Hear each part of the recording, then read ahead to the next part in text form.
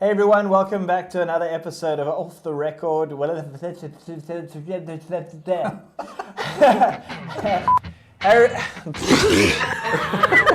everyone, welcome to another Here we go.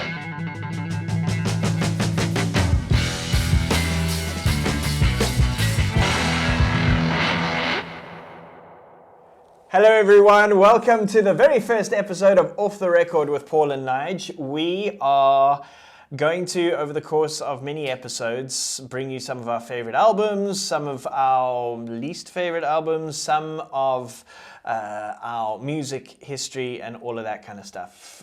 Just a little bit about both of us.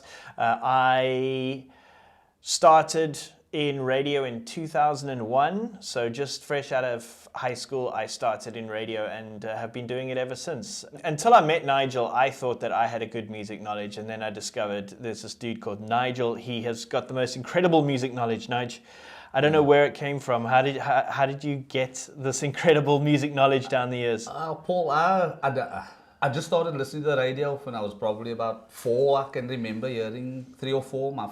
The first song I heard, stuff like Billy Joel and Fleetwood Mac and Eagles and Steely Dan, and then just developed the passion for music via the radio. And then I started to write down charts, and I collected books and magazines, like Top 40 and Number 1. So, and we're talking about a person who actually knows like the dates, different songs were number 1 and what charts. Yeah. I mean, goodness me. Yeah, because I just have a good memory because I love it. Yeah. And it's not like I memorized it. Yeah. It just comes easy to me because I love it. And I used to write them down. I think it helped me. But nowadays, obviously, you go to the internet and I can check it out, But it's just remember them because I love a lot of those songs, and I remember even where I was when they were number 1. Sometimes when I used to be listening to the radio, and then I know, I was there in Cape Town, the Golden Acre, when that was number 1 because I had my earphones in and things like that. So wow, crazy. All right, so over the course of the next few episodes, you'll start to discover Nigel's incredible music knowledge. I wanted to start off just to maybe introduce us to you if you don't know us, if you've never seen us before, just some of our favorite, I would like to say some of our favorite vinyl, but not too many of them are on vinyl. So we've gone with our favorite CDs that we have in our collection. So we don't want to include live albums. We don't want to include greatest hits albums or compilation albums. These are just studio albums and our favorite ones. Okay, you ready for this? Yeah. Let's do it. In no particular order, okay? Yes. This is our top 5, but in no particular order. And it's only within our collection. So let's just caveat that as well. There might be better ones out there that you think are better, but they're not in our collection, and maybe we don't necessarily think. So in the comments below, let us know what your favorite album is of all time. Yeah, it's 5 of our... Yeah, 5 of our favorites. Top 500. Yeah. Do you want to start? I'll start. Okay. I'll start. Let's go. So we have not seen each other's choices. We don't know what each other has, although we do know each other pretty well. So we think we know, but we might not know. Off the Record is filmed in the same studio as Forking Around with Paul and Jill and the Jill Van Ass podcast, which is all furnished by Inspire Rentals. Now, Inspire Rentals have got an enormous range of furniture and an established operational team. They'll supply individual items or entire packages for a wide range of events across the country. They can tailor furniture packages to suit your needs and to inspire your guests. Whether you need furniture delivered for a national event or you just need furniture for a kid's party delivered to your home, they do it all. With decades of experience, they proudly offer a professional service at a highly competitive rate. So contact Inspire Rentals for your event and venue needs today. Details are on screen and in the description. And now, back to the episode. Okay. So what have we got? I was going to choose that. I was going to choose that. 1987. 1987, Yeah. I remember a friend of my brother in his class recorded this on a cassette for me. Yes. And then I played it. And then obviously bought the LP at Musica. Yes. And then obviously played it ad nauseum. But it's a real classic. It is. It's probably, if you look at critics' choices, it's probably in the top 10 of the 80s. Of most. of most. Now, it's critics. also worth mentioning, you're born in 74. 74. I'm born in 82. So a lot of my favorites will probably be in the 90s. A lot of his favorites, I'm guessing, will be in the 80s. We'll wait and see on that one. But UT Joshua Tree, I think that is one that missed out on one of my, that missed out on my top 5 by like, just a couple of places, I think. It's a great album. It's great. And I would say a lot of albums, the first 3 tracks usually set the tone. The first song they choose, when they create an album, the first song they want to sort of tell the listener where they're going, what this album is about. And very often that first song was a single. Yes, very often it will be a single. Sometimes it's the first, but not always. Yeah. So this one, Where the Streets Have No Name, there's a long intro of it. The edge comes in, like I think it's like a minute and 30 seconds or something into the song. But it's like almost like they're taking you on a journey already. I always say it's almost like they're going through the desert. Yes. And you see the album covers shot in the desert. Yeah. So it's an album is usually they're creating an image for you, a picture with the music. And there's a reason why they start with a song on an album usually. Because they want to set the tone. It's like the opening credits of a film, the opening scene. Yes. And they also want to grab you in the beginning. They want to grab you. So this song, although you would think With or Without You would be the stronger song, they actually start with that because it sets the tone. And the order of these songs, the producer, well, he's the mixing, but he's also involved in the production, is Steve Lillywhite. And he was married to Kirsty MacColl at the time. And she actually chose the running order. I just love that you know that, right? She actually chose it. So, who died? Wow. Who died in a boat accident a few years ago. So she actually chose it. But obviously, Bono and Edge and Larry Mullen and Adam Clayton, they have to also agree with it. Because they might have said, well, we wouldn't really start with that. We'd start. So, but those first 3 songs, and they were really huge. Amazing. And they were huge hits. And so obviously there's a reason why they put them. Yeah. And I Still Haven't Found What I'm Looking For is basically a gospel song. Yeah. But with a folk rock edge, and was their second US number 1 and aptly at number 2. And then With or Without You. With or Without You was just, I think that song made them big in South Africa in this album. Before then, they weren't really known here. I must just tell you, really known. I've bought this album probably 3 times. Because I think it's been stolen or lost about twice in my life. So I've got it in my collection now. But you speak of desert. It's funny because my first, you can leave it there, but my first is also got to do with desert. Now, here's the thing. Everybody goes on about August and Everything After. Great album and all of that, but come on. I think this is the most underrated album from any artist, really. And I think Counting Crows definitely.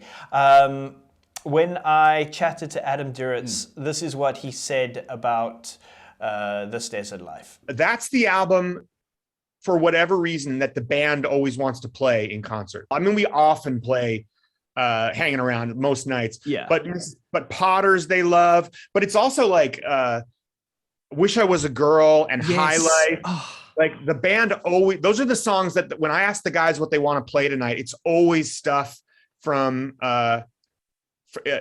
from that record. Now look, I don't know if this is going to stand. Look at this. This is how many times I've seen those. But I saw them live in 99 at the Velodrome. Yes, I was there. Brilliant. He's very good. And it was actually this tour.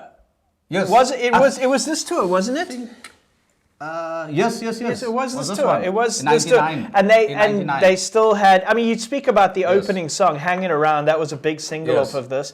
Mrs. Potter's Lullaby, when they did that on stage, everyone went nuts. Brilliant. It's a 7-minute long song, but it's so good, and I still know all the lyrics to that. I think Amy Hit the Atmosphere is one of my, I get so emotional when I listen to them. And also another song I love listening to because sometimes in my place in life it relates to me. Yes. And that is All My Friends. That is such a good song. Colorblind, of course, was on the soundtrack to Cruel Intentions when they were making love for the first time, because that was like that's what the whole movie hinged on, that one moment. And then of course it has what a lot of albums these days obviously don't have because they're all digital, which is a hidden track, which was Kid Things. Yes. Few albums have that. Alanis, Nirvana. Yeah. A few albums have it. But Adam Duritz is very good. He's versatile. Absolutely. And he's got that soulful edge also in his voice. Yeah. And they love Dylan. They love Dylan a lot. So I like their stuff. I love it. They were at the peak in the 90s, obviously. But I love this album. they do good. I if you love check this out album them to bits. doing Grateful Dead, Friend of the Devil on Howard Stern, they do great covers. Not many bands can pull off a good cover version. Yeah. I love them. August and everything after, but this album too. Yes. Very good. Fantastic. Very good. The songwriting Yeah. is what makes them. Yeah, and I know a lot of people like maybe turn their nose up at Hard Candy. I still think Hard Candy is a good album as well. What's your second one? Okay, let's see. What's the second one in my bag? Let's go for. Seeing we went pop rock. Ooh, we're changing genre, are we? I'll go for this one. Okay, I did not expect that. That one. This album, for me, also, probably in my top 10, I would. Definitely in my top 10. I have to be honest, for the 80s. I know the singles, but I never listened to the album. I don't. I think it's very strong. Very strong. And for a debut, it's up there. He's up there with Jackson and Prince. Wow. For me, this album. I mean, every song on this album is great. You know, besides the songs we know, Dance Little Sister, Sign Your Name, Wishing Well. Of course, he's only in first US #1. Yes. Yeah. Took a while to take off in the States because it's just the market. If You Let Me Stay was the first one I heard in '87, and then I thought, this guy's got talent. But then you always think he could be a one-hit wonder. He could be fly by night, and then he really took off. He made some statements in the press that were a bit controversial, but he was just looking for attention. Yeah. You know, he knew how to play the game.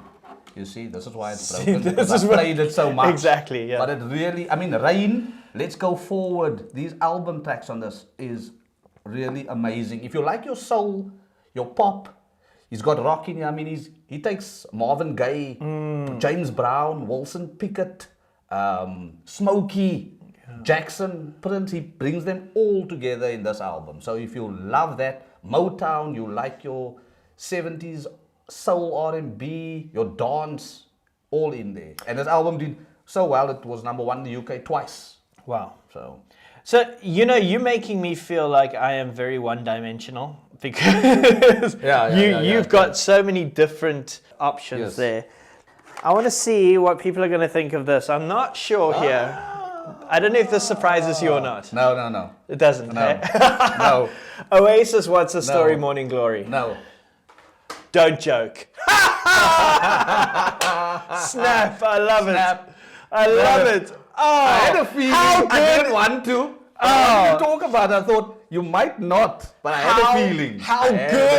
How good is this album? This album's brilliant. Oh man, I love that. It's actually the cover. The cover was shot in a London street at about 4 a.m.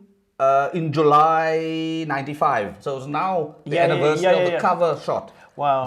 But this album is it's.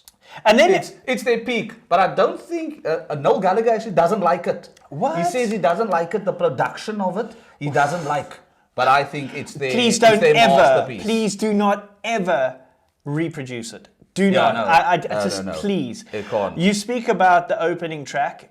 Now, the opening track of this one is Hello. Now, if you listen to the beginning of Hello, it's got that guitar from Wonderwall. But it's hidden. It's very, very soft, and then it changes into Hello. Yes. And you know, Wonderwall was obviously the big single off of this album, but just in that very, very beginning of the album, it just gives you that little sample of what's to come. Yes. I love that. It's a hint. Yes. Of and roll with it. Yes. Okay. And you're using the title Hello. Yes. Like, exactly. Yeah, we are. But now here's the thing. I am a massive Manchester United fan, okay? What I hate about the fact that Oasis are massive Manchester City fans. I hate Manchester City. And whenever I watch a game where Manchester City are playing at the Etihad, the songs Most of the Oasis songs come from this album, and most of the Oasis songs are playing sort of in the stadium. Yes. And I'm sitting there going, "Can't you have just loved Manchester United?" Roll With It is a massive Manchester City song. It's probably one of my favorite songs off the album. Wonderwall, I've got to be honest, I skip nowadays because it's just so overplayed. Yeah, but I still love Don't Look Back in Anger. Hey Now's great. Some might say Cast No Shadow. She's Electric was just funny. I loved that one when I was younger. Morning Glory, Champagne Supernova. This is so good. Every track. Wow. Don't Look Back in Anger. If you listen to the intro, I hear a bit of the piano. The piano. I got there's a bit of, I think it's Hey Jude. A little bit of it. Imagine. There's something Beatles, but anyway, it's based on a John Lennon interview. Okay. So that way. Gonna start a revolution from my bed. Remember John Lennon and Yoko Ono? Yeah. Did the bed in Toronto? It's from that. And Wonderwall is from a George Harrison album title. And Cast No Shadow, written for Richard Ashcroft from The Verve. So a lot of referencing, but it's such a classy. It's such a good album. I always tell people if you can't go wrong with this album. Absolutely. You just can't. The only thing that I would change to this album, if I could change anything, is I would add a couple more tracks. Oh yeah, that's it. It's too short. It's too short. It's too short. It's so good. But it hits the nail. It sums up the Britpop era. Totally. It sums it up perfectly. Now I feel bad because I should have had some Stone Roses in my collection because as a Manchester United fan. But anyway, we'll leave it there. Where are we going next? Yeah. My next one, I'll go with, seeing we're talking about Oasis, I'll go. Okay, all right. Beatles, this one is I feel so bad I didn't put Beatles in my collection. This album is probably rated by critics as the greatest album ever. Yeah. I wouldn't put it there, but if you grew up, I suppose, in the 60s, you would. But I bought this album, I still at Dion's, in I think early 92 I bought it. But it's influenced so many artists and albums after this that it's a classic. And obviously they're just a great band, the best ever, many would say. Yeah. But they're probably at their peak, or at least after that whole pop phase of She Loves You and that, and then they started with Rubber Soul, and this one obviously just took them to another level. And then, I mean, guys from Pink Floyd, Roger Waters from Pink Floyd stopped his car and listened to it. And obviously, there's an influence on Dark Side of the Moon, you know. And the people on the cover, I mean, that's no accident either. No, that's no accident. All chosen. I think only Ringo didn't choose anyone, but it's all chosen by the other three. Brilliant. But it's brilliant. The only reason I don't have it in my top 5 is because I don't have it in my collection. Yes. And that was one of the rules. But I got tons of sort of Beatles greatest hits, but we're not allowed greatest hits. So that's my excuse for not putting the Beatles in there. I apologize for the Beatles lovers because I am one, but unfortunately I just don't have that one. Yeah. What people don't realize is there's no singles on these albums. They're all album tracks because they didn't believe in releasing A Day in the Life or When I'm 64. So if you look on charts, you'll never see these songs. None of these songs were number ones, but you know them. With a little help from my friends, A Day in the Life is considered one of their best. And a lot of future bands went and made them popular as well. Yes. You know? Yeah. Wait took that with a little help to number 1 in the UK in '88. Now this was really tough because I have a favorite band for me personally of all time. You can put it in front of Oasis. We got two of those. I got a favorite band. Yes. And this favorite band, I've obviously got a lot of albums I love, and it was so difficult to choose, but I went with General Feeling. I have a feeling. And I think you've actually mentioned this in conversation before. I know it is. Come on. Oh, I saw a glimpse of it. But it's live here. It is. It's it live, is Throwing Copper. The distance to here was that close, but Throwing Copper is Throwing Copper. Yes, it's brilliant. I mean, there's something. This album is just phenomenal. so good. In fact, during the anniversary of the album, they came to South Africa and they performed an acoustic version of it, which I was in the second row for that concert because it was all seated. And I was in Cape Town. Was that the Waterfront? At Grand West. Oh, Grand West, yes. Grand West. And I was sitting in the second row. And, so you could smell Ed. Ed walked past and he walked around the seating area and he walked almost over me. I promise you. Just like... Goosebumps. It was. Goosebumps. Totally. And great band. And I love this band so much. Like, I tell you, I can't get... I know, like, every song, every lyric of every song, it's that I can put it on any live album and I could just listen from beginning to end. It's no accident it was a #1 album in the States because not any album gets there, not in the 90s at least, in the 80s. This album is phenomenal and produced by Jerry Harrison of Talking Heads, but I love I Alone, All Over You. Obviously, Shit Town and all of that. But Sun the Drama, they sound like R.E.M. You know what I love? I love Stage and the way Stage and Waitress work together. And then I love Pillar of Davidson, White Discussion. One of my favorite tracks of all time is White Discussion. Do you know why? It's when you watch them do it live, they ended the show with it. And you know, it's like all the lyrics are done in the first like few minutes, and then it's just music from then on with a couple of little parts thrown in, and they ended off the concert with that. Oh, sorry, when I say music from then on, it's just that chorus part from then onwards where it's... no new verses. Yeah. And it's just, look where all this talking got us, baby. And then it's like, it just goes mad, and then it ends with this long... what do you call it? Like feedback ending, and that is why it made for such an end to the concert, and it's just brilliant. I love this so much, and It's a brilliant album. Yeah, it's probably their best one, I would say, in my opinion. So I was a little late coming to live, the whole live thing. And so I had a friend at school who burnt the CD for me, a copy. Okay. This one. But the problem is he burnt it in alphabetical order. Okay. So I never knew the order until I bought the album. And when I bought the album, I'm like, the order's wrong. Because you used to hearing I used to hear it the other way. Yeah. I know that, yes. My ears also like that. Wow. Okay. That's a good album. Yeah, because you anticipate what's coming next. Yes. All right, where are we going, Nigel? Brilliant, Ed. Okay. My last one, I had to go with, I started with a couple of big guns, I think. This one. Oh, wow. Faith. I was not expecting George that. Michael. This album. I love this one.